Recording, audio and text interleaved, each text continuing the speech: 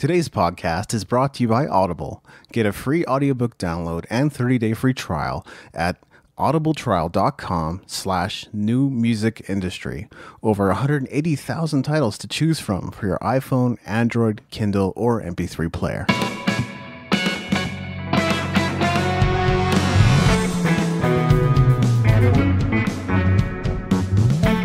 You're listening to the New Music Industry with David Andrew Weeb. Originally, when I began working on this podcast episode, I was planning to talk about strategy from a high level. But then I realized that we could be here all day. There's so much that could be said about strategy, whether it's the definition of strategy or the exact tactics to use to get your music or product out there. And as I've expressed on the podcast before, I don't think business plans or marketing plans should be sequentially ordered multi-page documents organized by category. When and where possible, we should create and organize a single-page document where every element is interconnected and purposeful. So that's the goal to strive for, but getting there can be problematic.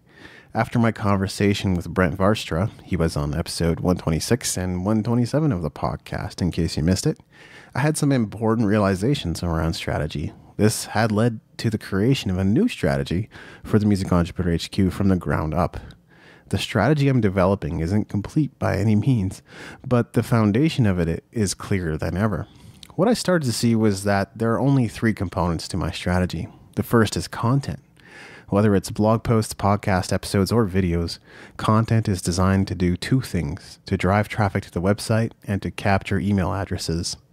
Now, some people will come to the website and buy products too. Obviously, that's a desired outcome, but I'm not counting on it. What I'm hoping people will do is take the next step in the relationship and want to follow along over the long haul. That means greater customer lifetime value.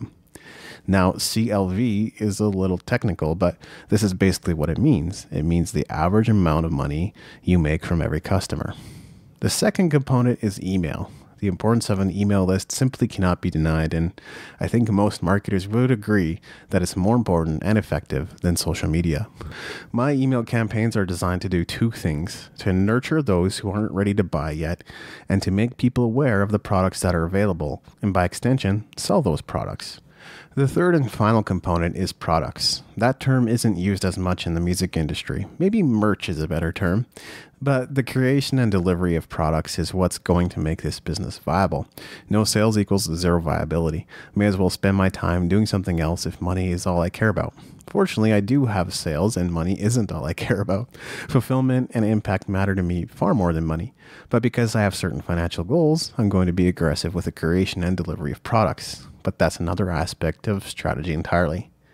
First and foremost, the products educate my customers. Second, they offer next steps for my customers, whether that's buying another book, getting on a coaching call, purchasing a course, joining the community, or otherwise. So from a high-level view, that's all there is to my strategy. Simple, right? Your strategy won't necessarily be the same as mine unless you have the same business model. But the idea here is to break it all down into the core components so that you're clear on what the purpose of each of the components are. Now, what I've just shared with you could easily fit on one page, so we could call it a day. But a strategy isn't complete without a couple of other elements, especially tactics. I like to think philosophy or operation guidelines as being part of the strategy too, but what we're going to focus on in this episode is tactics. So how do you go about filling in the blanks in terms of tactics? Now, I admit that my strategy is a work in progress, but based on what I'm about to share with you, the reason for that is probably going to become a lot clearer. So here are a few steps I suggest you follow when you're working on your strategy. As you work through these steps, keep in mind that you're fleshing out the specific activities you will be doing under each component of your strategy. As I've already shared with you, mine are content, email, and products. 1. Keep doing what's already working. If you've been at this for a while, then you should have a good sense of what and what isn't working for you. So even if you're revamping your strategy, feel free to carry over any tactics that are already working. If you're new at this, then just make some educated guesses. Some of the most popular social media sites out there are YouTube, Facebook, and Instagram. So it might be worth figuring out how you're going to be using these as part of your marketing strategy. You've heard me talk about the importance of an email list, so maybe start identifying how you're going to build and serve your email list. It's not hard to find proven tactics when you go looking for them. The only thing to be aware of is the fact that what works for another may not work for you. So on a philosophical level, you need to know what matters to you. Identifying your values can help with this process. But even if you find certain tactics don't work for you, you're not stuck with them. I'll talk more about that a little later. So between research, data you've collected, and best guesses, you should have a good idea of what tactics to include in your strategy. But it's unlikely that each of your components are fleshed out in full yet. So let's move on to the next step, which explains research in more detail. 2. Study everything you can find on relevant topics. This is what I'm doing right now, and it's why my strategy isn't fleshed out in full yet. The content component isn't that hard to figure out because I have a near limitless list of content ideas I haven't even touched on yet. I'd say the content component is 80% fleshed out because I'm quite adept at that process by now. Granted, my channels may change down the line. My primary channel right now is the podcast. Now, because I want to serve my audience better, I'm planning to dedicate more time to surveying my audience and researching keywords. But as you can probably guess, my biggest pain point isn't with content because content drives a lot of traffic to my website every single day. In the last couple of years, I've also figured out how to grow my email list, so that isn't a massive pain point either. The number one component I'm trying to flesh out is products. This year, I'm planning to launch numerous books, so I'm spending most of my study time learning about how to market and sell more books. And I'm studying virtually everything I can find on the topic. As I hear about tactics that I think could prove beneficial for me, I add them to my strategy document. At this point, my strategy document isn't fully organized because I'm basically just taking notes as I go. I will organize it later once I've exhausted available resources. This may sound tiresome, but it's quite simple. I will just search for something like how to sell more books in YouTube and listen to all available videos while playing a game on my 3DS. So it's easy to do even while I'm resting. 3. Let ideas come to you. This is another reason my strategy isn't fully fleshed out. I'm allowing ideas to come to me as I reflect on everything I've been reading, listening to, or watching. As tempting as it is to document your strategy in one sitting, I think that's a mistake. You can easily miss out on important considerations that will help you execute at a high level. It's important to spend time just thinking and reflecting. As you continue to go about your day-to-day work, new ideas will come to you and you'll want to add them to your strategy. Again, I know this might seem tedious, but I've heard other entrepreneurs like Tim Francis recommend this process, and I think he's spot on. I've found tremendous value in this while I've been working on my strategy. Don't be in a big rush to complete your strategy document. Consume relevant information voraciously and give your mind time to connect the dots between everything you've been learning. 4. Keep it lean and high impact. This is an optional step. It's an important one for the Music Entrepreneur HQ because it's another philosophical underpinning of the business.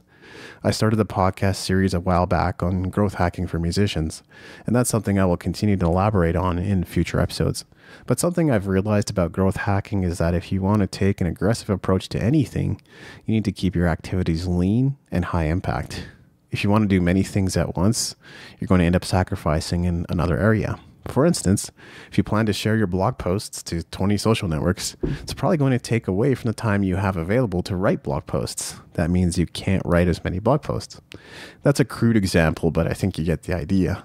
I used to obsess about how many channels I could use to promote my content and business, and the activities required a lot of my time. I don't do that anymore. Need to set aside as much time as possible to write, so I'm trying to whittle down my tactics to those that yield results. If you can execute many of your tactics using the same tools or platforms, that can certainly speed things up. For instance, using a social scheduling app like Hootsuite, you can schedule posts for several social networks simultaneously. So if your tactics are interconnected, it makes it easier for you to be high impact while being lean. It's becoming an important aspect of what I do at the Music Entrepreneur HQ, but you don't need to adopt this for yourself. 5. Keep the winners, cut the losers. Most likely, this is something you're going to be doing after you've spent several months or even a year executing against your strategy. But even as you're adding to your strategy document, you may end up identifying things that aren't in alignment with your values or don't connect in a meaningful way to your other tactics. Feel free to delete these from your document. And as you continue to execute your strategy, keep an eye on what works and what doesn't. The 80-20 rule states that you get 80% of your results from 20% of your activity. So even a lean strategy is sure to have some holes in it. You don't need to hold on to something just because other marketers are endlessly raving about it. For instance, I love checking out new social networks, but I'm not one to jump on the bandwagon every time someone goes off about Snapchat, Periscope, or otherwise. I guess you could say that's another philosophical underpinning of the Music Entrepreneur HQ strategy. But the point is this: do more of what's working, eliminate what isn't working. If you got the data to prove it, you should do this with full confidence. Final thoughts. As I mentioned at the beginning, there's so much that could be said about strategy. Even I'm still learning, and I've been building websites since I was 14. But I hope that I've shared with you today is enough to bestow you with the confidence you need to make your strategy hum. Also know that if you take the time to craft a strategy and document it, you're way ahead of many companies and businesses out there that haven't done the same. So please set aside some time to make one, even if you're just letting ideas come to you while you're taking a walk or playing video games. That's all for this episode. Talk to you again soon. Thank you for listening. Music in this episode was brought to you by Brian Young. Wherever you're listening to this right now, please consider leaving a 5-star review and comment to help us get the word out about the podcast.